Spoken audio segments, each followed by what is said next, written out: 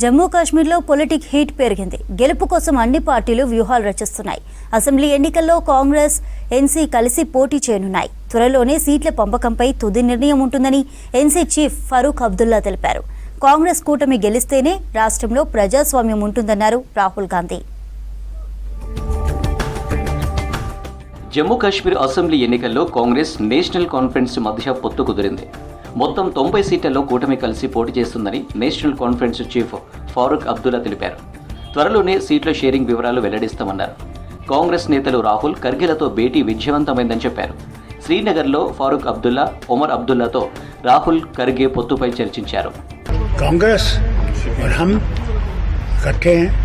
तारिक आमिर साहब भी हमारे साथ हैं और मुझे उम्मीद है कि हमारे लोग हमारे साथ हैं, कि हम लोग भारी अक्सरियत से अल्लाह की मेहरबानी से जीत सकें. ये पूरे 90 सीट्स पे alliance. Our common program is to fight election, to defeat the divisive forces that exist in the country.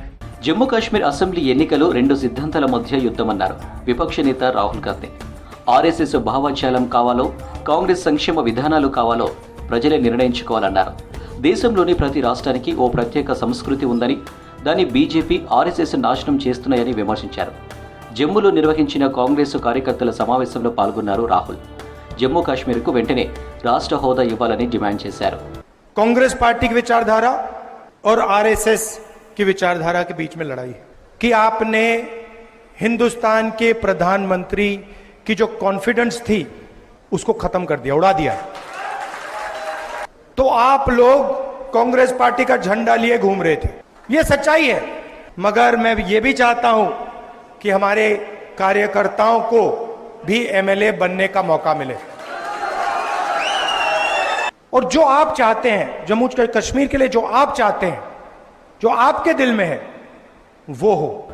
Assembly ఎన్నికల్లో బీజేపీ ఓడితేనే జమ్మూ కాశ్మీర్లో మోదీ నియంత పాలన అంతమవుతుందన్నారు ఏఐసీసీ ప్రెసిడెంట్ ఖర్గే. కాంగ్రెస్ మిత్రపక్షాలు గెలిస్తే మళ్లీ రాష్ట్ర హోదా వస్తుందన్నారు. రాష్ట్రంలో మున్సిపల్, పంచాయతీ ఎన్నికలు జరుగుతాయని, ప్రజాస్వామ్యం బతుకుతుందన్నారు. బీజేపీ గెలిస్తే ఇవేవి ఉండవన్నారు ఖర్గే. क्या मैं ठहरने वाला? क्या सोनिया जी आके ठहरेंगे? आपके लिए इसलिए कर रहे हैं कि इस देश में जमहूरियत को बचाने के लिए. आपके लिए हम कर रहे हैं कि यहाँ के जो लोकतंत्र के जितने भी बॉडीज हैं वो कायम रहे. तो ये आपकी बहुत बड़ी जिम्मेदारी बनती है और मोदी जी के घमंड को आपने तोड़ दिया. జమ్మూ కాశ్మీర్లో పర్యటిస్తున్న కాంగ్రెస్ అగ్రనేతలు పార్టీ కార్యకర్తలతో సమావేశమయ్యారు. ఎన్నికల్లో అనుసరించాల్సిన వ్యూహాలపై చర్చించారు. జమ్మూ కాశ్మీర్కు రాష్ట్ర హోదా తీసుకురావడమే తమ లక్ష్యమన్నారు.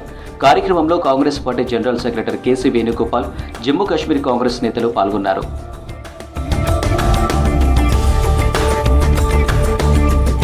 కాంగ్రెస్, నేషనల్ కాన్ఫరెన్స్ పొత్తుకు కాలం చెల్లిందన్నారు BJP national general secretary Tarun Chugh. ప్రధాని మోదీ చేపట్టిన చర్యల వల్లే రాహుల్ శ్రీనగర్లో ప్రశాంతంగా ఐస్ క్రీం తినగలిగారన్నారు.